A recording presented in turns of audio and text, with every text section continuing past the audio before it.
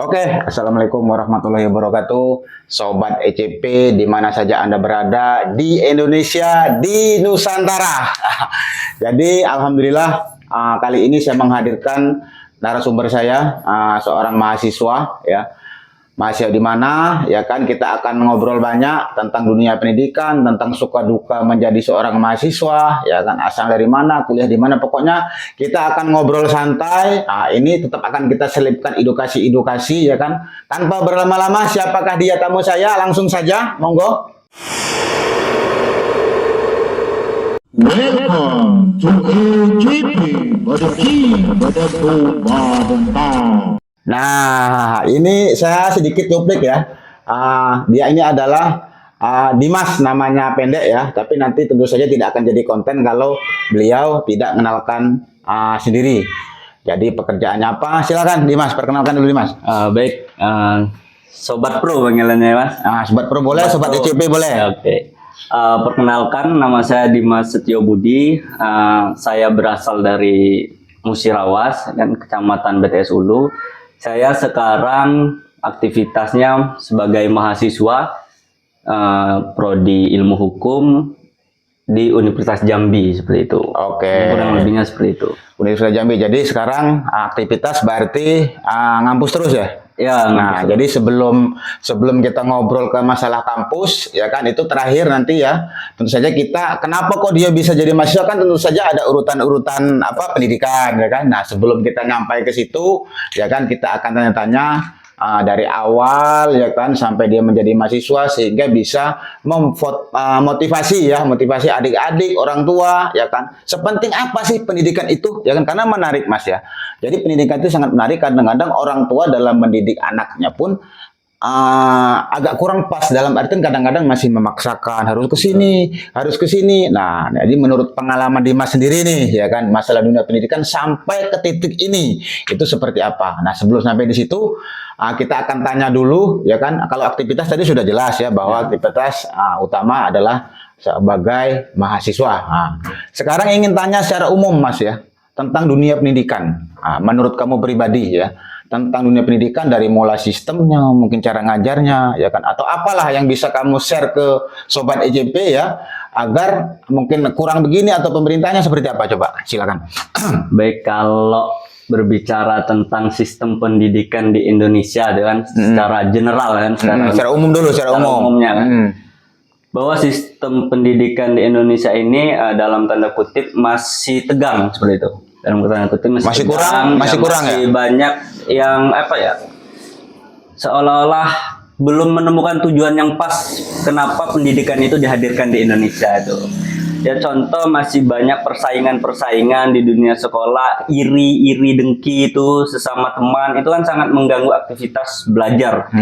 Dan kalau kita berpacu menurut semboyan pendidikan itu dari Ki Hajar Dewantara itu, ing ngarso suntolodo, ing madya mangun karsa, dan tut uri handayani. Nah, itu kan di depan memberi teladan, di tengah memberikan ide, di belakang memberikan dorongan, seperti itu. Nah, yang terjadi sekarang dari tingkatan SD, SMP, dan SMA itu masih sangat tegang, apalagi ketika menghadapi ujian-ujian seperti itu. Siswa itu merasa tegang seperti itu karena konteksnya itu hanya mengejar nilai, bukan mengejar pola pikir. Yang harus dikembangkan di dalam dunia pendidikan ini adalah pola pikirnya dulu. Oke, sampai situ mumpung masih ingat ya, aku potong dulu, maaf. Jadi mumpung aku masih ingat nih, ya kan. Nah, jadi tadi Dimas membicarakan tentang hanya mengejar nilai. Jadi beberapa waktu yang lalu, ya kan, ini mumpung saya ingat ya, beberapa waktu yang lalu itu bahwa sistem itu kan berarti mengenai sistem ya. Jadi UN UN atau ulangan akhir semester ya, itu akan dihilangkan. Menurut pendapat kamu pribadi, sampai di situ dulu ya. Menurut pendapat kamu bahwa ulangan akhir atau ya bahasanya itu mau dihilangkan, menurut kamu gimana itu? Setuju nggak itu? Kalau setahu saya sih sudah dihilangkan ya UN itu sejak tahun 2021 tuh, semenjak COVID. Penggantinya sekarang sekarang masih ujian kan? Ya, ujian sekolah cuma. Oh, jadi berarti nggak dari pusat? Nggak lagi dari pusat. Oh, tetap ujian sekarang ini berarti hanya sekolah yang mengadakan. Betul. Jadi nggak lagi dari pusat pendidikan ya? Ya, nggak ada lagi yang namanya.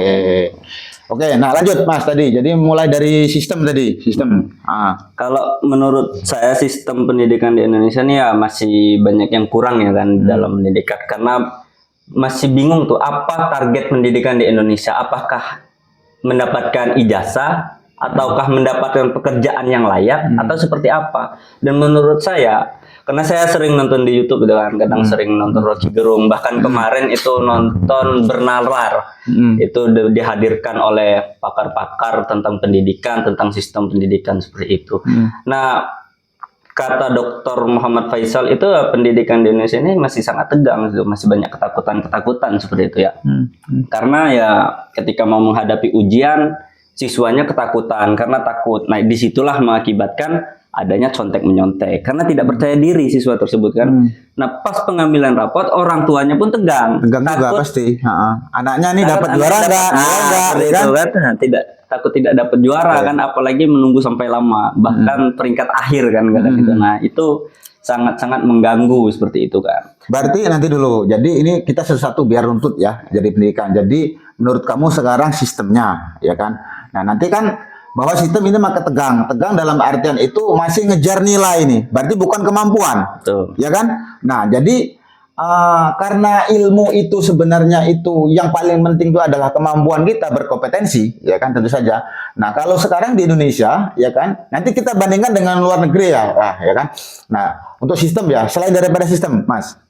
Ya kalau pentingnya Konsep, pendidikan apalagi konsep belajar mengajar itu mulai dari kamu SD seperti ini. Nah, coba. Kalau tadi kan sistem, berarti kan sistem berkaitan dengan birokrasi biasanya kan. Nah, sekarang setelah sistem, setelah kamu ceritakan konsep mungkin dalam belajar mengajar seperti apa coba? Ya kalau konsepnya itu ya menurut saya itu harus dipatokkan dengan tujuan pendidikan dulu kan. Tujuan pendidikan itu ya ada mandiri, ada apa namanya berketuhanan kepada Yang Maha Esa kan seperti itu. Dan juga menurut saya proses atau konsepnya itu ya harus melakukan praktek-praktek, jangan guru memberikan materi kepada siswa dan siswanya diam aja tanpa ada pertanyaan-pertanyaan yang dilontarkan seperti itu. Itu kan sangat-sangat membosankan seperti itu kan. Siswanya bosan, gurunya pusing. Nah, kan seperti itu, kebingungan mau menjelaskan apa lagi kan seperti itu. Nah, itulah yang mengakibatkan materi-materi yang disampaikan oleh guru kepada siswa itu tidak masuk seperti itu. Nah, nanti saya akan masuk ke situ ya. Akan masuk ke itu, tapi sekarang langsung saja. Nah, sekarang kan untuk tadi kan artinya kamu bilang harus teori praktek ya kan. Sekarang ada program namanya Kampus Merdeka ataupun Belajar Merdeka kalau bukan mahasiswa. Nah, itu pendapat kamu seperti apa? Ya sebenarnya kalau memang yang desain dari awal itu sampai ke terapan ke bawah itu sesuai apa yang diinginkan pemerintah, maka Kampus Merdeka itu sangat bagus. Nah, tadi sesuai. Ini menarik juga nih ya Sobat EJP ya. Jadi Dimas bilang tadi asalkan sesuai. Nah, berarti ada yang tidak sesuai nih ya kan. Nah, kalau sesuai memang bagus. Nah, tapi sekarang pada kenyataannya apa pendapat kamu? Kalau yang saya tahu ini di dunia perkampusan itu mahasiswa mengikuti program tersebut mengajar. Terkadang dalam tanda kutip mahasiswa itu hanya mengejar uangnya saja, kan karena diongkosin. Ya, betul. Penerapan ilmu sesungguhnya itu tidak ada. Apakah mahasiswa tersebut mengikuti organisasi? Apakah sudah pernah terjun ke masyarakat? Kan belum tentu. Belum tentu, memang. Di dalam perkuliahan pun di dalam kelas cuma guru itu dosen itu cuma menyampaikan materi mahasiswa bertanya sudah seperti itu. Prakteknya apakah seminggu sekali atau sebulan sekali mahasiswa diajak ke dalam sekolah untuk mengajar? Belum. Itu hanya mengikuti program-program seperti itu. Nah, itu sering tidak tercapai seperti itu. Jadi artinya memang sih prinsip belajar mengajar di tempat kita, saya pun merasakan itu. Artinya kita ini monoton. Dalam artian kadang-kadang sebenarnya dari proses sebenarnya sudah bagus, Mas. Cuman kadang-kadang karena juga sistem mempengaruhi. Jadi konsep tidak bisa dipisahkan dengan sistem kan. Contohnya gini. Jadi untuk memecahkan permasalahan, saya umpamakan 1 ditambah 1 adalah 2. Nah, sekarang orang kita ini ya kan hanya tahunya 1 tambah 1 sama dengan 2, tapi tidak bisa menganalisa, ya kan? satu itu dari mana, dua itu dari mana, dan kenapa kok bisa jadi dua, kan seperti itu. Kalau kita mahasiswa mungkin sudah tahu, paham lah ya kan untuk konsep-konsep analisa seperti itu. Cuman memang harusnya yang sistem seperti itu harus sudah ditanamkan dari SD, tapi dengan tingkatan-tingkatan yang sesuai. Benar nggak, setuju nggak kalau gitu? Oke. Sekarang mengenai, aku ingin tanya nih seorang mahasiswa ya kan, seberani apa dia speak up? Karena gini Mas ya, prinsip seorang mahasiswa itu harus brutal, kata Rocky Gerung ya. Aku dulu untuk memahami bahasa Rocky Gerung itu lama Mas ya kan. Untuk aku bisa tek gitu dengan Rocky Gerung ataupun filsafat-filsafat yang lain itu sulit. Nah, tapi aku belajar terus mengikuti. Nah, jadi gini.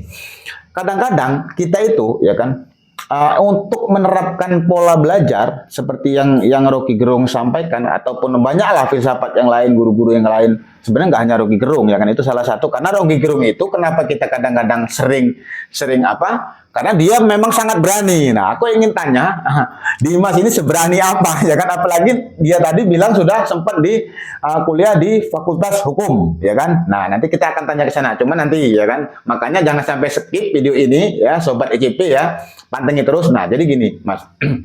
Artinya kadang-kadang kita di dalam pola pikir berpendidikan itu kita ini berkesulitan untuk mencerna. Itulah tadi. Hanya kadang-kadang 1 ditambah 1 hanya 2. Jadi tahunya kita 1 tambah 1 2, kita nggak mau berpikir. Nah, harusnya seorang mahasiswa itu berpikir sangat brutal. Nah, itu mahasiswa tuh wajib brutal tuh Mas, ya kan. Nah, nanti kalau dia sudah menjadi pejabat nggak boleh lagi brutal. Kalau sekarang mahasiswa tuh demo brutal, pokoknya pikirannya tidak bisa terkendali. Itulah yang dinamakan mahasiswa sejati. Setuju nggak itu? Setuju. Nah, tapi kadang-kadang orang Indonesia ini sudah mahasiswa brutal, setelah dia jadi pejabat nambah brutal. Nah, itu kan konsepnya kan, pola pikirnya kan salah Mas ya kan. Kalau sudah dia menjabat sebagai public figure atau sebagai pejabat itu tidak boleh lagi brutal. Nah, mahasiswa kenapa harus brutal? Karena dia harus mencari jati diri dan mengeksplor pikirannya biar berkembang. Kalau nggak mau berkembang pikirannya, itulah disebut Rocky Gerung, itu berdoa saja, ya kan? Memang harus diperdebatkan. Oke, lanjut Mas. Selain dari itu ya, kita tadi sudah tanya tentang pendidikan. Rupanya Dimas cukup mumpuni ya, luar biasa lah Dimas ya. Berarti selama ini dia mampu menyerap ilmu-ilmu. Kita nanti akan masuk lebih dalam lagi masalah dunia pendidikan sampai ke perkuliahan. Cuman aku ingin agar kita lebih rileks ya. Jadi biar konten ini seru Mas ya kan. Aku ingin tanya dari landasan SD ya kan. Kamu ingat nggak SD masuk tahun berapa? SD itu masuk tahun 2009. 2009. Berarti tamat tahun 2015. Berarti 6 tahun pas ya. Berarti naik terus ya. Oke. Sekarang sampai di SD. Kita satu SD, SMP. Nah, SD nih sekarang. Kamu masih ingat nggak guru-gurunya? Ya kan, SD sekarang masih ingat nggak? Ya, masih ingat nggak? Sebagian ingat lah. Sebagian ingat ya. Ada yang lupa kan. Oke, sekarang coba yang kamu ingat disapa. Siapa tahu video ini nyampe, berarti masih ada nih yang ingat. Nah, coba disapa nih, siapa yang masih ingat nih? Masih ingat ya.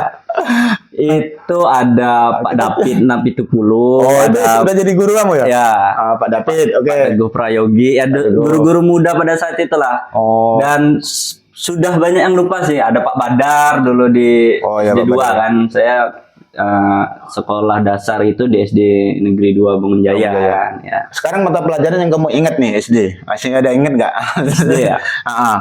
Karena yang ngikutin basic saya kan. Saya itu lebih suka pelajaran-pelajaran yang sejarah, yang namanya tentang sejarah, kemudian tentang Pancasila, tentang kewarganegaraan, itu yang saya suka. PPKN kalau dulu ya, PPKN ya. Oke, sekarang SD itu ya.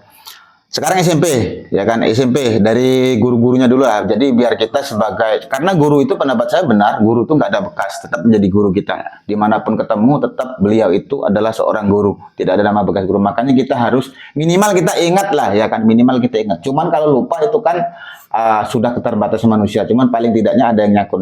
Sekarang SMP, dari gurunya mungkin yang pasti kamu ingat. Ya, yang paling ingat dan sampai sekarang masih berkomunikasi, yang membekas, mungkin kan masih berkomunikasi dengan baik, itu ada namanya Ibu Giatni kan, Bu Giatni Morability. Sampai sekarang masih berkomunikasi, sering saling tanya kabar kan, seperti itu, keadaannya. Dia guru apa? Dia guru matematika. Tadi katanya kamu suka sejarah, tapi kok matematika? Kamu Ikan suka gurunya, kedekatan gurunya. Jadi guru, sekarang menarik nih. Jadi figur dengan mata pelajaran belum tentu sama ya? Ya, belum tentu. Belum tentu. Oke, lanjut cerita Mas. Oke. Kemudian Apa lagi? kalau guru-guru di SMP itu ya dari kepala sekolah dulu Pak Anhar kan. Ya, Ada Pak Dedi kalau nggak salah, terus ada Apa lagi? Pak Yani kan Pak yang Yani. mengajari Oke. bahasa Arab lah kan. Bahasa Arab. Terus ya itulah yang saya ingat. Mata pelajarannya. Yang di Kita akan coba nih sobat Nah, ICP ya. Kalau di SMP itu karena masa ini ya transisi menurut Ya, saya kan, masa transisi, dari SMP transisi. anak-anak ke remaja seperti Beranjak itu. remaja. Beranjak remaja seperti itu ya. Pelajaran-pelajaran yang membekas itu menurut saya tidak ada, tapi yang menurut saya masuk di dalam pelajaran SMP itu cuma matematika ya, karena Bu Matematika. Giatni itu yang ngajar kan, karena beliau Tapi kan masih ada biologi gitu-gitu kan. ya saya tidak terlalu apa ya. Tapi masih ingat kan pelajaran biologi Ya mungkin masih materinya, ya kan? biologi, terus ada fisika itu kan. Umum. Itu yang umum-umumnya kan, ada bahasa Inggrisnya. Ya saya tidak terlalu ini ya, tidak terlalu suka dengan pelajaran-pelajaran seperti itu karena saya lebih suka yang sosial seperti itu. Yang mengarah langsung kepada pengetahuan-pengetahuan sosial seperti itu. Oke, sekarang lanjut SMA. SMA mana Mas dulu? SMA Negeri Bangunjaya dan sekarang jadi SMA Negeri 6 Musirawas ya. Kalau nggak Masih salah. Bangunjaya? Udah ganti ya? waktu Oke. Sekarang SMA ceritakan, SMA. Mungkin nanti kita baru tanya yang paling berkesan tuh pas SD, SMP atau SMA. Nah, sekarang SMA kamu ceritakan dulu. Ya, kalau SMA itu saya masuk di tahun 2018 saya masuk aktivitas di sekolah dulu di SMA itu sangat padat. Semua ekstrakurikuler saya ikutin. Ya dari OSIS, dari pramuka, olahraganya futsal, sepak takraw kan. Terus saya pernah ikut kegiatan PMR juga kan, PMI itu. Dan ya saya mulai mengembangkan prestasi saya di SMA itu, takraw itu sampai ke provinsi kan. Saya Takraw sampai provinsi ya? ya ikut porprov waktu itu udah 2 kali kan. Kemudian untuk Guru-gurunya dulu, ya, Mungkin guru-gurunya harus kita sebut dong di sini. Siapa tahu ini nyampe ke guru-gurunya. guru-gurunya ya yang pertama yang ada di sini ya. Bu Enda Sulika itu mengajar matematika peminatan kalau nggak salah dulu. Ada Bu Desi, guru-guru matematikanya.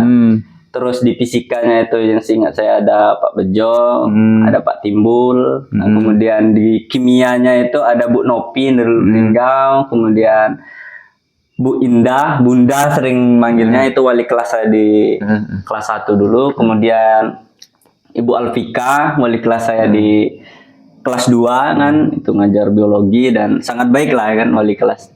Oke, sekarang dari rentetan kamu tadi, ada nggak yang paling berkesan? Tentang apa saja lah, ya kan? Gurunya atau pelajarannya? Semuanya, mungkin kalau pelajarannya berkesan gini, pas waktu gini, kalau gurunya pas begini, silakan coba. Kalau dari gurunya yang mempunyai, kalau gurunya itu ya tentu Pak Mustafa Kamaluddin, karena beliau favorit berarti itu? Ya bukan favorit saja, bahkan dia sebagai orang tua saya kan kalau di SMA. Masuk owner lah ya kan? Dialah yang mengurusi saya dari awal sekolah di SMA itu sampai pun saya kuliah kan, sampai sekarang pun sering berkomunikasi dengan masih baik, komunikasi. ya, memberikan support sistem yang baik itu Pak. Salam dong coba. Dan ya saya selalu Pak Topa, semoga semakin sukses lah kan. Amin. Doain saya sukses kan supaya bisa membantu. Oke, jadi itu tadi perjalanan sampai titik SMA. Sekarang kita masuk ke kuliah ya kan. Nah, jadi ceritakan awal kamu masuk kuliah itu seperti apa, kesulitannya. Karena kan setahu saya nih, kita kan hidup di pedesaan. Jadi memang untuk kuliah itu memang tidak mudah-mudah. Pertama, kalau saya pribadi ya, mengalami keterbatasan biaya, keterbatasan waktu, dan informasi. Nah, itu sangat sulit ya kan untuk nyari itu. Nah, waktu zaman kamu, coba ceritakan untuk bisa masuk kuliah. Dan kenapa kamu bisa ngambil ke Jambi, seperti apa, mungkin seleksi atau gimana, coba ceritakan. Perjalanan masuk kuliah itu ya sangat panjang lah kan sebenarnya, tapi saya coba untuk mempersingkat itu. Saya berpikir untuk kuliah, untuk melanjutkan pendidikan tinggi itu sudah sejak kelas 2 SMP. Saya ingat betul dulu saya duduk di depan kelas tiang, mau jajan nggak ada uang, saya berpikir gimana saya mengejar pendidikan tinggi tanpa biaya seperti itu. Jadi start situ dulu, biar mau ingat. Jadi memang kamu minat kuliah itu sudah sejak zaman SMP. Sejak zaman memang dari SMP. SMP sudah cita-cita pokoknya pengen kuliah gitu Ya. aja. Oke, lanjut. Mantap nih. Kemudian pas di ujung-ujung di kelas 3 SMA itu kan ada pendaftaran SN, ada SB kan, ada SMMPTN itu kan. Nah, yang saya dulu pernah mendaftar SN. Apa tuh SN tuh? SN itu ya tes jalur rapot ya, jalur prestasi lah kalau dibilang-bilang. Terus? Nah, di sana saya sebenarnya nggak mau kuliah, sempet kepikiran nggak mau kuliah itu. Sempat down. Oke. Gitu. Makanya saya iseng-iseng daftar SN itu daftar di UGM dan ITB. Oke. Waktu itu masih seneng-senengnya mesin kan, ngotak-atik mesin ya saya mengambil jurusan teknik mesin ya. Oke. SN itu di UGM dan ITB dan Tuhan berkehendak lain tidak lolos lah SN. Nah kemudian down sedon-donnya. Kemudian teman saya nelpon ini, ada namanya Riko kan. Dia nelpon, saya sudah daftar kuliah ini katanya. Kemudian Pak Topa pun nelpon lagi, kau mau daftar kuliah tidak, kata dia. Dengan bahasa Palembang kan. Kau mau kuliah tidak? Kalau mau kuliah sini ke rumahku, kita daftar katanya. Itu SB. Kata Pak Topa. Di situ alhamdulillah ya, Tuhan mungkin masih jalan ya kan. Di situ dibantu dengan Pak Topa, ada Pak Bejo, Pak Susilo dulu yang membantu saya itu didaftarkan karena saya SB dan Nah, sekarang kasih penjelasan SB itu apa SB itu? ya Mungkin SB itu UTBK, SBMPTN kalau dulu. Kalau sekarang SB apa ya? Kurang paham lah kalau sekarang kan. Jadi dulu itu jalur tes melalui komputer, itu tesnya di kampus-kampus terdekat. Berarti seleksi maksudnya. Seleksi, Jadi ya. yang pertama itu jalur prestasi, nggak lulus, ya kan? Terus ikut jalur seleksi. Oke. Nah, pas ikut jalur seleksi itu? Seleksi itu saya dulu mendaftar di kampusnya itu ada yang pertama itu Polsri. Pilihan pertama itu Polsri, Teknik Energi. Pilihan kedua itu di Unja, Ilmu Hukum. Ya saya Jadi dua kampus nih langsung. Ya, dua kampus, Saintek dan Sosum. Energi itu ya pilihan dengan sesuai dengan hati kan. Nah, sebenarnya di hukum ini iseng-iseng. Karena saya ini kepengen dulunya berpikir pendek saja. Saya kalau ke dunia kerja saya pengen bebas, saya pengen ya berpakaian rapi lah minimal. Makanya saya klik hukum. Gitu. Nah, kemudian saya tes lah ke Bengkulu kan, di Bengkulu tes dan di Bengkulu itulah kesan terbaik saya. Karena saya ditolong dengan UEK namanya kan. Bentar, sebentar dulu, jangan sampai ke Bengkulu dulu. Jadi setelah itu kamu lulus seleksi. Enggak, Dua kampus daftar kan? dulu. Kamu kan daftar dua kampus. Ya. Itu diterima semua atau gimana tuh? Belum. Jadi daftar belum. dulu, Daftar. daftar dua kampus, Oke, baru ikut seleksi di Bengkulu. berarti online dulu, perlengkapan berkas. Ya, berkasnya. Terus kita berangkat ke Bengkulunya, ke Bengkulu. ya, ke kampus terdekat. Oh, itu langsung harus ke situ ya? Iya, karena bebas milih mau di mana, asalkan kampus negeri kan, mau di Unsri, mau di Jadi ke Bengkulu tuh dalam rangka apa tuh? ya seleksi, tes komputernya. Oh, tes komputer tuh harus di situ, Ya, bukan secara online bukan? Enggak. Oh, oke, lanjut. Narik ini. Jadi di Bengkulu itu kesan yang sangat unik. Kalau nggak salah bulan puasa kan, saya hubunginlah UEK ini, itu dikasih nomornya dari Pak Topa kan dia senior saya di Takraw. Sampailah saya di Bengkulu itu, saya ya dikasih makan, diajak jalan-jalan di Bengkulu itu kan, diajak ke Pantai Panjang itu saya ingat betul. Kemudian saya berangkatlah, saya tes kan, berangkat pagi jam 6. Ke Bengkulu. Ya dulu berangkat Duluan ke Bengkulu atau ke Jambi? ke Bengkulu dulu. Oh, Bengkulu dulu. Oke, kita ceritakan Bengkulu dulu. Oke. Bengkulu lanjut. itu saya dari Cecar itu sendirian. Orang tua itu cuman kasih uang saja kan, kasih duit aja. Terus saya berangkatlah ke Bengkulu. Sendirian itu. Anak SMA yang baru lulus SMA tidak tahu apa-apa dan masih polos-polosnya ya. polos belum pernah Oke. menginjakkan tanah rantau. Seketika langsung berangkat ke sana kan ya sangat-sangat luar biasa. Ya, benar betul itu. Betul. Nah, jadi sampai lalu di Bengkulu kan sore kalau nggak salah pas di depan kosannya UEK dijemputlah. Kemudian saya disuruh makan, diajak jalan-jalan kan. Nah kemudian besoknya pagi itu subuh saya dibangunin, disuruh sholat, kemudian makan ini ya, minum dikasih sangat baik lah UEK dalam merawat saya pada saat itu. Pagi berangkatlah saya jam 6 di situ kan. karena 1 jam sebelum tes harus ada di kampus. Kampus, Nah, oke. Saya Di universitas apa tuh? Bengkulu? Universitas Bengkulu. Oh ya, Di oke. Unip. Lanjut. Nah, kemudian itu ada tragedi juga waktu pengantaran saya menuju ke kampus gitu kan dari Berarti dari kosan. rumah kosan ya, Ya. ke kampus. Gimana Nah, tuh kan ceritakan? Pas dari kos ke kampus, berangkatlah kami kan, pagi-pagi berangkat. Tuh identitas saya ketinggalan, dompet saya ketinggalan ini. Nah, itu disitulah baiknya Eka itu. Beliau baru sampai di kos, saya telepon minta tolong antarkan dompet. Jaraknya nanti dulu, jarak dari Jaraknya- kosan ke kampus itu berapa? 30 menit. Oh, cukup Lama. jauh loh. Sangat jauh. Jauh, Nah, itulah jauh sangat itu. luar biasa. Sekitar 30 menit. Nah, diantarkanlah dompet saya dan disitulah saya tes kan. Ya, itu semua tes. Alhamdulillah di kampung juga didoain kan, diyasinkan untuk mendoakan supaya lulus tes itu kan. Teslah saya, memang waktu tes itu kan ngambilnya 2 nih, Saintek dan Sosum. Memang waktu materi tentang Saintek itu saya membosankan menurut saya. Saintek itu apa? Ceritakan. Ya itu pelajaran-pelajaran IPA lah kan. Oh, Biologi, berkaitan dengan biologi, IPA. Fisika, kemudian ya itulah jurusan IPA lah kan. Oke. Nah pas saya di sosial itu saya sangat Menikmati ya, sangat menikmati gitu. menikmati dan sangat ya paham betul rasanya di sosial Mudah itu. untuk mencerna gitu. Ya, mudah. Oke, lanjut. Nah disitulah saya tahu jati diri saya yang sebenarnya.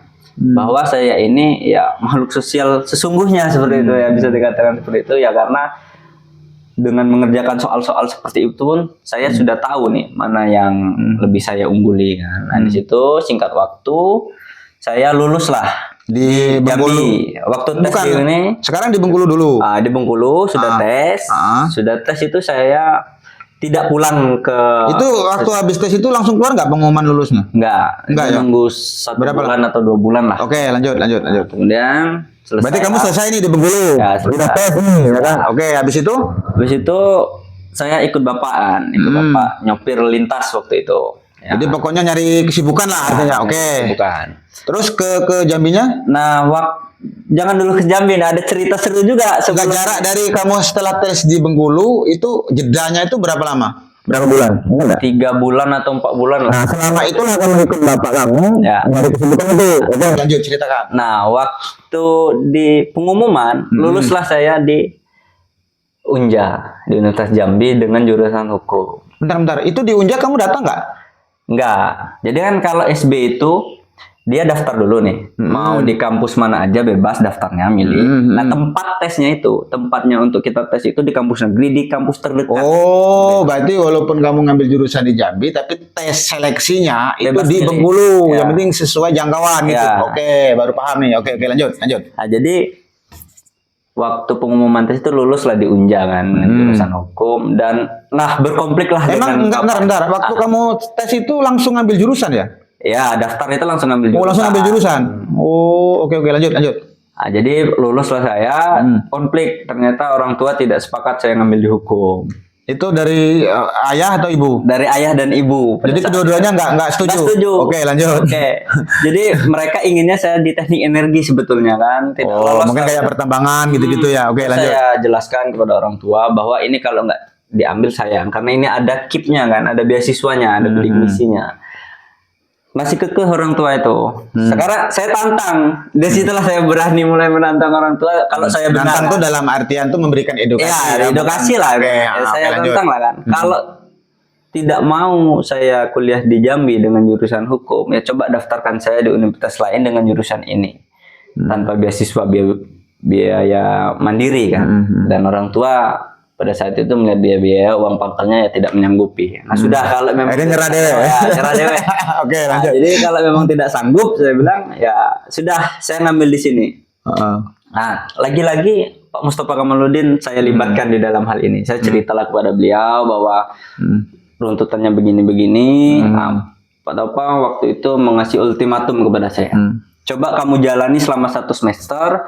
Kalau 1 semester ini kamu tidak menikmati, tidak nyaman dalam kuliah ini, di hukum itu, sudah kamu keluar out. Tapi kalau kamu menikmati dengan 1 semester, lanjutkan. Berarti di situ jalan kamu. Dan alhamdulillah 1 semester itu saya jalani. Yang menikmati. Enjoy ya? Enjoy. Oke, Tidak ada jadi masalah. bentar. Jadi setelah kamu itu orang tua nggak setuju, tapi setelah dikasih pengertian dalam artian melawan orang tua itu bukan melawan berani ya, artinya Iya, memberikan pengertian. Jangan sampai salah juga nih sahabat ICP, kadang-kadang memang orang tua itu karena mohon maaf nih, bukan orang tua nih bodoh, orang tua tuh lebih pintar Mas, jangan salah. Sebelum kita bisa menjadi seperti ini, ya kan, kalau kita ini notabene sangat bodoh Mas, kita belum tentu mampu menghidupi orang tua, ya kan, sedangkan orang tua sudah mampu menghidupi kita. Jadi gitu ya Sobat ECP, jangan sampai salah persepsi nih, nanti viral pula dipotong-potong ini kan, oh Dimas melawan orang tua, kacau nih kan. Nah, jadi gini Sobat ECP ya. Jadi setelah perjalanan ini cukup menarik karena membahas masalah pendidikan, karena saya orang yang pengagum ilmu Mas ya. Saya orang yang pengagum ilmu. Jadi siapapun orangnya, entah itu muda, tua, perempuan, laki-laki, apabila dia berilmu, wawasannya luas, itu menjadi tolak ukur dalam saya berkehidupan di masyarakat di bawah sana. Sekarang balik lagi Mas. Jadi sekarang orang tua sudah merestui akhirnya. Nah, ya kan? akhirnya merestui. Terus berangkatlah, kamu sudah 1 semester nih, sampai situ kan tadi kan. Nah, ternyata 1 semester itu kamu menikmati, dan ibarat makanan itu kemakan, ya kan gitu. Nah, terus gimana lagi? Ya pada saat itu ya kuliahlah saya di sana kan. Ya sini kembali ke belakang dulu kan. Nah, pas mau berangkat ke Jambi pun saya sendirian lagi, tidak diantar sama orang tua kan seperti itu. Ya sebelum ke Jambi itu saya ikut porprov dulu waktu itu di Oku kalau nggak Apa salah. tuh porprov tuh? Ya pekan olahraga provinsi Oh, kan. di Saya ambil bidang apa? di sepak takraw. Oh, takraw tadi. Ya, di Oke. sepak takraw. Di situ dapat uang lah dari sepak takraw itu kan, karena ada uang sakunya. Nah, uang sakunya itu tidak saya pakai di porprov pada saat itu. Saya simpen untuk biaya saya berangkat ke Jambi seperti itu. Jadi dari Oku saya pulang ke sini sehari, habis itu langsung berangkat ke Jambi, langsung kuliah lah kan. Oke. Nah, seperti itulah perjalanannya. Jadi gini, bentar, tadi kamu ceritakan ada bidik misi. Nah, coba ceritakan dong bidik misi itu seperti apa, ya kan? Jadi barangkali ada teman-teman Sobat ECP bagi orang tua, ya kan? Dia mungkin belum paham. Aku yakin banyak belum paham. Aku sendiri pun hanya tahu melalui media-media ataupun internet. Nah, sekarang kamu ini bukan kata orang, kamu mengalami sendiri. Yang namanya bidik misi yang kamu alami itu seperti apa? Mungkin dari bantuan seberapa, gimana? Pokoknya coba ceritakan bidik misi. Kalau sekarang itu namanya KIP ya. KIP, Kalau dulu betul. bidik misi itu di zaman SBY, Presiden betul, SBY. betul. Nah, waktu zaman Jokowi bidik misinya tidak dihilangkan, kemudian diganti nama menjadi Ganti KIP nama. kuliah. Nah, itu KIP kuliah itu didapatkan ya sebetulnya dari sekolah dasar, sudah ada kan KIP itu. Nah, waktu pas kuliah pendaftaran kan ada SNSB, ada SMMPTN, ada yang ke UIN itu lupa ya. Nah, itu waktu mendaftar SN itu selain kalian mendaftar kampus, itu kita harus mendaftar bidik misi juga. Kalau memang betul-betul tidak mampu. Bidik misi itu ataupun KIP itu ya hanya untuk orang-orang yang tidak mampu sebetulnya. Ya. Betul. Karena di situ persyaratannya harus punya SKTM segala macamnya lah. Oke, Banyak oke. persyaratannya. Ya. Nah, dari bidik misi itu apa yang kamu dapatkan? Bantuan Ya, apa yang kalau- kamu dapatkan? Alhamdulillah kalau di KIP ini ya bantuan biaya hidup dapat. Enggak dari awal bayaran kampus. Nah, dari Bayaran kampus dulu. dari biaya kampus itu udah gratis. Sama sekali gratis. Gratis. Enggak bayar sama Nggak sekali. bayar sama sekali. Mungkin ada syarat ketentuannya enggak? Ya enggak, kalau kita udah daftar Contoh KIP, nih kalau nilai turun atau gimana atau oh ada syaratnya ya. kan gitu kan. Ada perjanjiannya. Oke, sebentar kita akan masuk ke situ nanti ya kan. Mungkin bisa saja orang gagal menerima KIP ya kalau sekarang ya dengan pelanggaran seperti ini. Nah, sekarang kamu ceritakan kampus berarti gratis semua, memang benar-benar tidak bayar. Ya, betul. Di seluruh biaya kampus. Ya. Nah, terus Nah, kalau Selain daripada UKT kampus, itu ditentukan general kan, semuanya itu ditentukan oleh kampus, terus nanti uangnya itu langsung dari kampus kan, dari kementerian langsung turun ke kampus. Nah, terus dapat biaya hidup juga. nah biaya hidup itu berapa? Biaya hidupnya itu 4.800.000 itu disesuai dengan domisili sih. Kalau Dengan kita tempat? ngambil ya dengan tempat. Kalau di Unja segini di Jambi, kalau di Sumsel. Kamu berapa dapatnya kalau di Jambi? Kalau total sama biaya kuliah itu sekitar 8.800.000. Maksudnya biaya kuliah dengan bayar uang kampus gitu. Ya, uang kampus itu UKT-nya 4 UKT juta. sekarang di Jambi berapa? Kalau di hukum itu 4 juta. 4 juta ya per semester. Ya.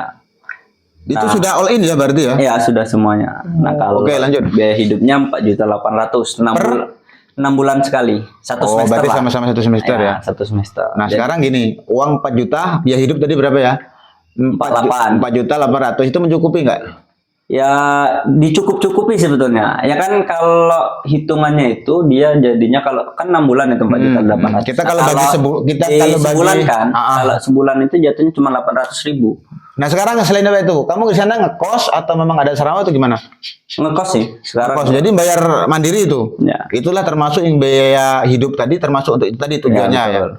Kalau hitungan kamu, kalau tebakan aku sih tetap kurang ya, segitu tetap kurang, cukup tetap kurang ya kan, dari uang 4 juta sekian itu ya.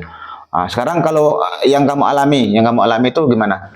Dengan adanya KIP itu? Ya dengan adanya KIP ini ya saya sangat terbantu seperti itu. Karena yang dipikirkan orang tua itu sebetulnya ataupun kita yang ingin kuliah itu bukan tentang biaya hidupnya yang berat, tapi tentang biaya kuliahnya yang berat. Ya, Karena kan setiap semester harus ada tuntutan. Nah kalau kita tidak dapat KIP, yaitu tambah bengkak kan. Betul. Nah tapi kalau kita punya KIP Bisa sedikit membantu. meringankan, Betul, sangat betul. membantu bahkan. Sangat membantu Betul. seperti itu.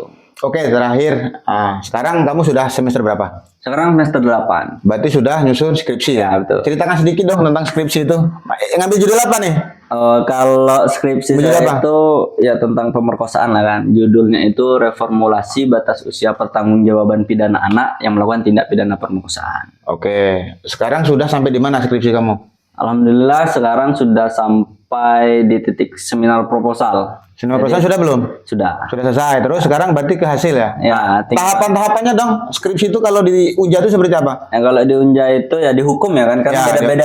Oke. Sekarang versi kamu nih yang pokoknya real menurut yang kamu alami seperti apa? Ya kalau Tahapan yang skripsi. saya jalani itu yang pertama itu ya ketika sudah magang ya kan, sudah magang itu ya cari judul dulu, searching dulu apa permasalahan yang belum diangkat oleh kawan. Betul. Secara umum lah, pokoknya gitu ya. Itu nanti sodorkan judulnya, Ajukan judul. ngajukan judul ke prodi. Nah habis itu ya ketika di ACC dikasih dosen pembimbing, mulailah kita membuat di sana. Berarti mulai dari seandainya judul itu, berarti sebelum judul nih, berarti kita sudah menentukan dosen pembimbing dan dosen penguji atau seperti apa? Enggak, jadi ngajukan judul dulu. Judul dulu, kemana tuh? Ke Kaprodi. Oh, ke Prodi langsung. Seandainya itu di ACC, Nanti langsung Kaprodi yang ngasih dosen pembimbing. oh langsung ditentukan di situ. Ya, dibagi-bagi. Terus lanjut. Nah, habis itu ya kalau udah ACC, udah dapat dosen pembimbing, langsunglah kita bikin ya kan. Proposal. Ya, proposalnya kan. Oke, setelah kalau proposal. saya tuh bikin bab 1 cuman kan, tapi diisi dengan semuanya kan. Ada pendahulu. Proposal kamu sampai bab berapa? Bab 1 cuma. Bab 1? Ya. Tapi itu semuanya dimasukin kan. Yang kalau yang di fakultas lain itu ya sampai bab 3 biasanya. Bab 3, kan. betul. Tapi ini ibaratkan bab 3 itu dijadikan 1. Oh, dimasukkan ke bab 1. Oke. Jadi ya sedikit banyak. Sekarang berarti proposal sudah selesai. Sudah. Berarti tahap selanjutnya hasil. Ya kalau di hukum itu ya habis proposal langsung sidang. Sidang apa tuh? Sidang skripsi namanya. Sidang skripsi itu sudah ketika lolos sidang skripsi ya sudah sarjana lah kita. Berarti nggak ada hasil lagi ya? Nggak ada. Jadi cuma 2 tahap kalau di Unja itu di hukum ya. Oh, berarti setelah proposal, seminar sempronya sudah, berarti langsung ke sidang. Ya langsung ke sidang. Oh, berarti waktu habis dari bab 1 nih melanjutkan tahapannya seperti apa? Ya tinggal lanjutkan bab 1 itu kan sampai bab 4 cuman. Oh, sampai bab 4. Ya jadi bab 1 selesai, lanjutkanlah bab 2, bab 3 sampai bab 4. Oh, berarti sekarang kamu lagi merencanakan sidang. Ya. Kapan sidang? Ya kalau target sih semester ini ya. Semester ini berarti bulan? Ya sekitar bulan 5, bulan 6 lah kan. Oke, kesulitannya skripsi. Kesulitannya sebetulnya kalau skripsi itu males kesulitannya. Malah berarti faktor individu ya. Ya, karena membuat skripsi itu sangat mudah bagi saya. Tidak ada Karena kan gini, Mam, pasti tidak mungkin dong kalau nggak ada kesulitan. Karena kan ada 2 faktor nih bagi saya. Kalau saya ngalami dulu ya. Jadi kesulitan yang pertama itu dari materi. Kadang setelah dari materi itu dari data. Nah, setelah dari data ya kan, yang paling urgent itu berkaitan dengan dosennya. Nah, kalau kamu terbentur di mana kadang-kadang? Apakah dari materinya, datanya, atau ke dosennya? Ya alhamdulillah sampai sekarang saya tidak terbentur dengan apapun. Belum pernah merasakan benturan. Ya. Berarti lancar nih, sobat, luar biasa nih, sobat. Kalau ya. cuman nyari dosen yang hilang-hilang itu biasa kan? Ya, itu betul. tergantung trik kita masing-masing. Betul. Saya tidak pernah janjian dengan dosen pembimbing saya itu saya mau ketemu tidak.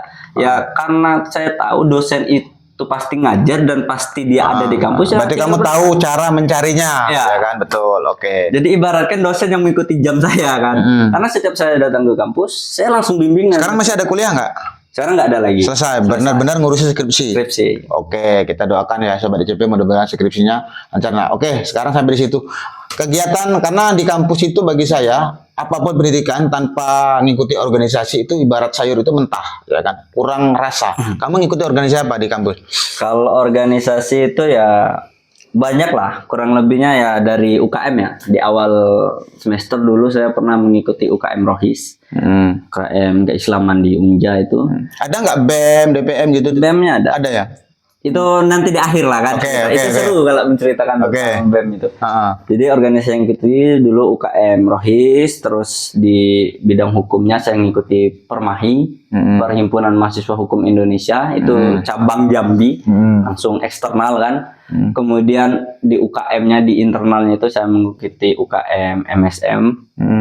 Dan kebetulan saya di tahun 2024 sebagai ketuanya kemarin. Apa tuh? Ketua apa tuh? UKM Mahasiswa Sahabat Masjid. Oh, sahabat masjid. Ya. Oke. Jadi yang ngurusi masjid-masjid di kampus kan. Kemudian mengikuti HIMA Ilmu Hukum, ya kan. Kemudian mengikuti eksternalnya lagi, ikut PMII, Pergerakan Mahasiswa Islam Indonesia. Kemudian saya mengikuti aktif di kalangan-kalangan apa ya, aktivis lah bisa dikatakan seperti itu. Nah itu Selain tadi organisasi. masuk ke yang biasanya kan kampus ini macam-macam ya. Kalau saya dulu pernah ngampus itu ada BEM, ada DPM, yang internal ya. Itu kamu kan kebanyakan eksternal apa internal itu kategorinya? Ya seimbang lah menurut saya. Enggak, maksudnya kan memang organisasi itu ada memang dari kampus. Ya. Contoh kan kayak HMI itu kan eksternal. Ya. NU, adapun Muhammadiyah itu kan eksternal. Kalau yang internal kalau saya dulu BEM, DPM, terus himpunan mahasiswa teknik sipil itu ya himpunan HMI, HMSI. Nah, kalau kamu internalnya apa? Kalau internalnya ada HIMA, HIMA Ilmu Hukum, kan? Himpunan Kemudian, mahasiswa hukum, ya, oke. UKM, kemudian ada BEM, DPM, ada OKA. Nah, itu yang internal. Nah, kalau yang eksternal yang saya ikuti PMII. Betul, bagus tuh. Kemudian yang kedua Permahi, yang ketiga PMMBN. PMMBN itu Pergerakan Mahasiswa Moderasi Beragama dan Bela Negara. Yang langsung dari Kemenak yang menginisiasikan organisasi itu. Mungkin itulah. Oke. Kurang lebihnya kan menurut organisasi. Cukup seru dan menarik sobat EJP ya. Ngobrol bersama Dimas ya, karena beliau salah satu dia termasuk adik saya sebenarnya ya. Cuman kan tidak akan mungkin jadi konten kalau nggak saya tanyakan, kalau nggak dia sendiri yang menceritakan. Jadi sebelum ke session ini, session 1 ya. Oke, sobat ECP di Indonesia Nusantara, tadi setelah selesai session pertama seperti biasa, ECP Mas ya, ada namanya session kedua. Session kedua ini adalah pertanyaan berencing. Pertanyaan berencing ini dijawab dengan cepat. Nah, boleh kasih penjelasan di akhir, cuma jawab dulu baru kasih penjelasan ya kan. Itu tapi harus jujur ya kan. Jadi ECP ini bebas bicara apa saja ya kan. Yang penting intinya tidak menghujat. Tetap kita selipkan edukasi-edukasi ya kan. Oke, langsung saja Mas ya. Masuk kepada pertanyaan berencing sobat ECP ya. Kita akan tes seberani apa nih Dimas ya. Oke, langsung saja Mas ya. Oke, pertanyaan pertama. Tinggal di kota atau desa? Di kota. Kenapa? Langsung alasan ya? Iya, boleh. Karena ya prinsip orang kota itu kan lu gua seperti itu lah. Nah, jadi kamu enak yang cuek-cuek. Ya, yang cuek-cuek seperti itulah kan. Ya karena ya saya ingin selalu merantau lah seperti itu. Saya tidak ingin di desa gitu, sebenarnya, kan. Karena supaya pola pikir saya jalan berkembang terus. Ya kalau memang mau berbisnis ya bisnis di desa kan bisa seperti itu. Tapi saya tetap pengen domisili di kota. Di kota. Oke. Pertanyaan kedua. Pilih cewek Jawa atau sebelum ini tadi sebenarnya lupa ditanyakan. Oke, nggak apa-apa nanti jelaskan. Pilih cewek Jawa atau cewek Sumatera? Jawa. Kenapa? Ya apa ya? Karena menurut mengikuti budaya aja lah seperti itu. Jadi riskan ini depan kan kita nggak membedakan ras ya. Ini kan pendapat, nggak masalah dong. Oke, lanjut pertanyaan ketiga. Pendidikan gratis atau makan gratis? Pendidikan gratis. Kenapa kalau yang makan gratis sekarang? Nah sekarang pendapat kamu dong tentang makan gratis?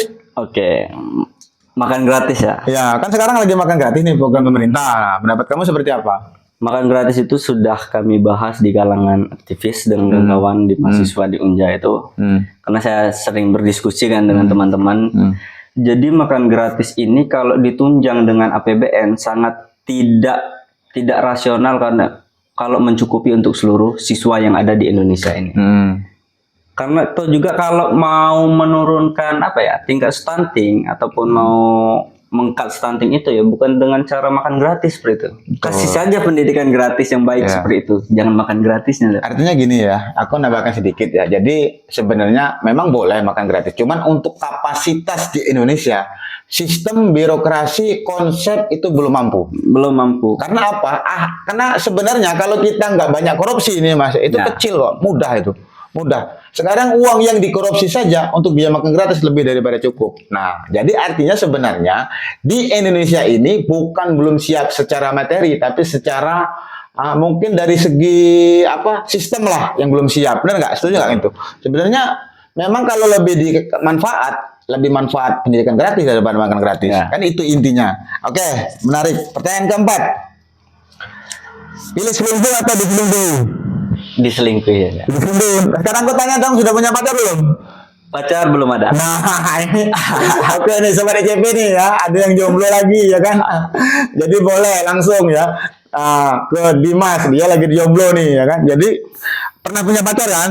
Pernah. Pernah diselingkuh atau pernah selingkuh? Nggak ada sih diselingkuhin ataupun selingkuh belum merasa. Jadi kamu putusnya punya pacar, sekarang kan lagi nggak punya pacar. Ya. Nah putusnya? Ya, putusnya kan Bukan karena masalah itu, Ya, bukan. masalah lain. Masalah lain. Oke. Karena ada prinsip gitu kan. Apa prinsipnya? Saya tidak ingin menyakiti orang lain, nggak apa-apa saya disakitin seperti itu. Oh, oke, luar Karena- biasa nih. Apa bener nih? Ya, karena apa ya? Nanti timbal baliknya itu pasti ada seperti Pasti itu. Kan. hukum alam lah. Hukum ya. alamnya pasti ada. Oke. Pertanyaan ke-5. Cantik tapi bodoh. Kamu pilih cantik tapi bodoh atau jelek tapi pintar? Pilih mana? Jelek tapi pintar. Enggak apa-apa. Nggak apa-apa. Yakin? Yakin. Oke, kenapa kamu harus milih pintar tuh? Ya karena gimana ya? Kalau orang Tapi jelek pintar- loh. Ah? Tapi jelek ya. Ya asalkan dia pinter, asalkan dia berpendidikan, asalkan dia punya mindset yang maju, apa boleh buat itu? Artinya kan gini, jadi masalah penampilan itu bisa ditutupi dengan kepintaran kecerdasan seseorang. Betul nggak? Ya, Orang tuh akan jadi pintar, jadi bagus.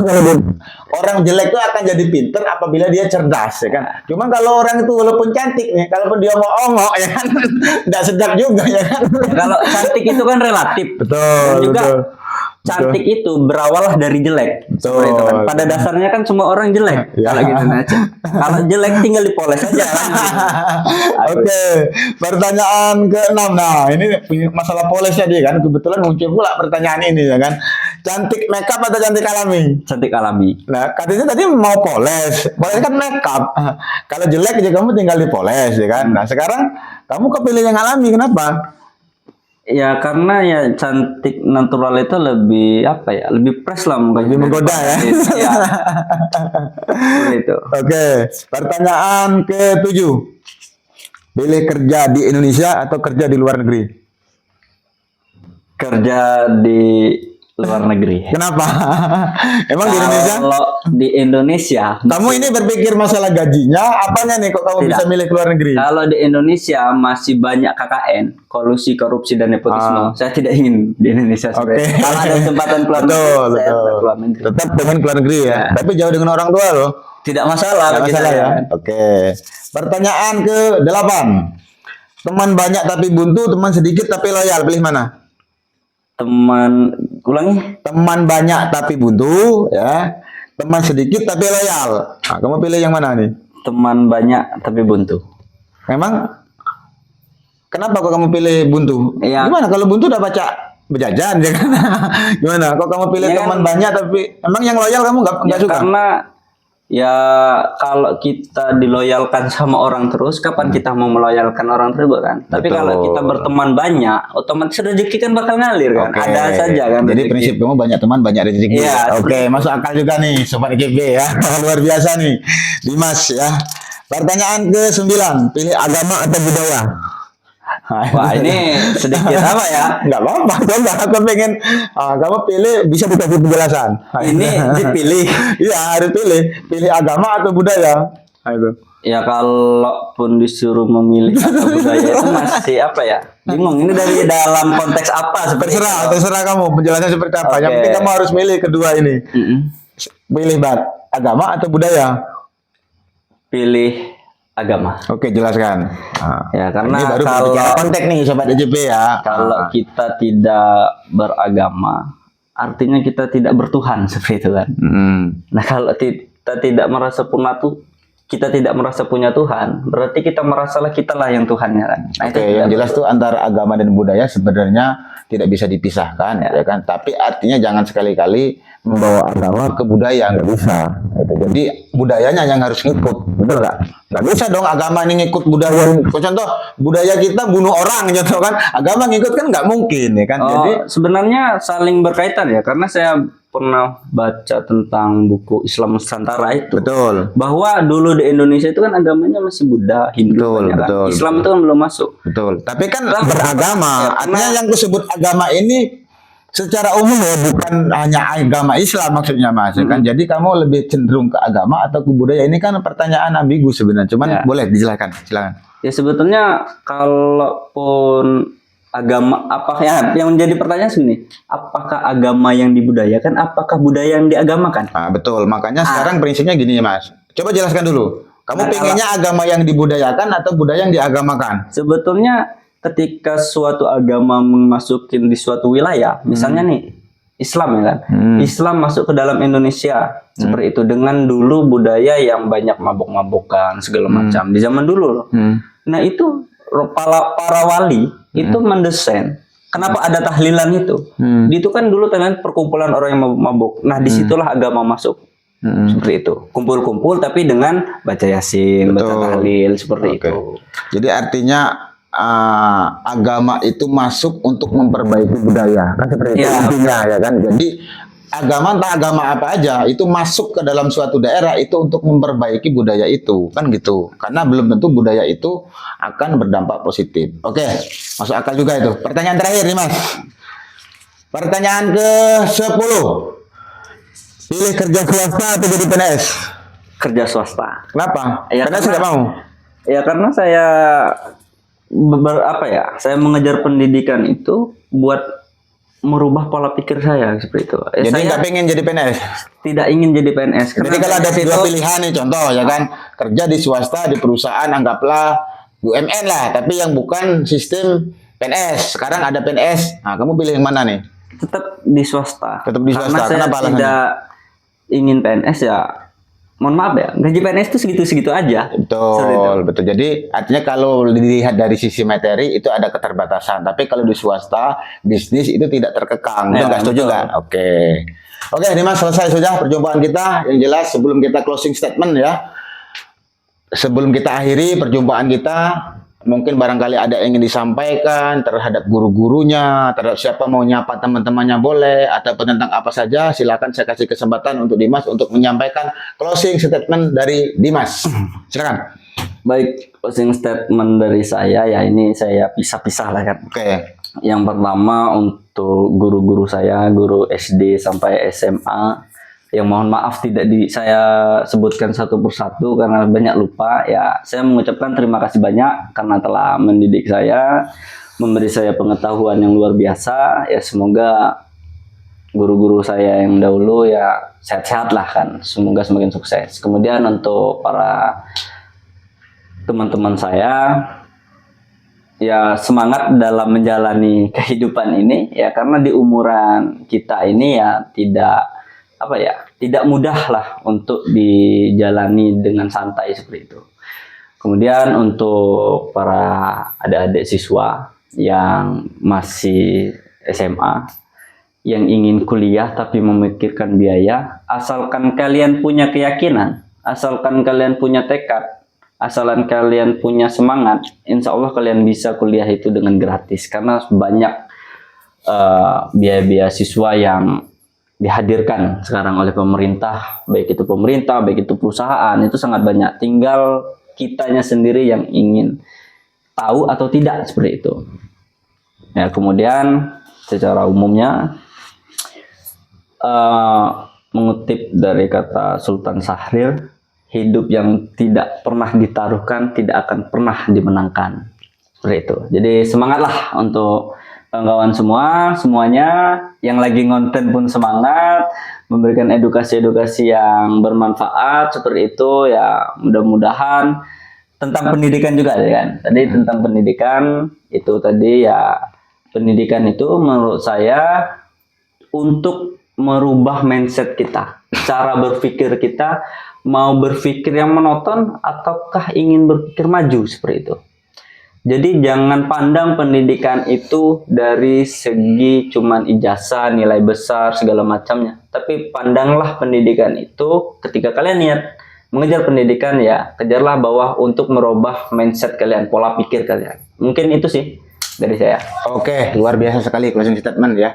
Jadi artinya tadi saya sepakat dan sependapat dengan Dimas bahwa pendidikan itu apapun bentuknya, seperti apapun tempatnya sangat-sangat penting. Setuju ya? Apapun itu, baik orang tua, adik-adik semuanya, mau bagaimanapun juga pendidikan itu berkaitan dengan ilmu. Nah, nanti sebenarnya masih banyak materi yang ingin aku tanyakan Mas ya. Cuman mungkin lain kali lain waktu kesempatan, karena berbicara masalah pendidikan ini sangat menarik Mas. Karena saya seorang yang pengagum ilmu, saya sebutkan tadi. Pengagum ilmu entah itu siapapun, apabila dia mempunyai wawasan ilmu, saya sangat kagum Mas. Betul. Oke.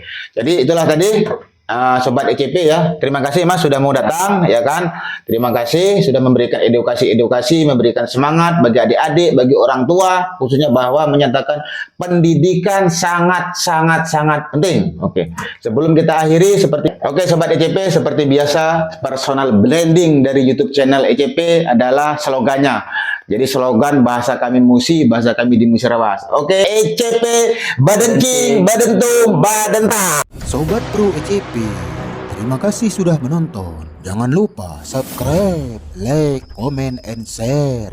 Badan Cing, Badan Tum, Badan Tam.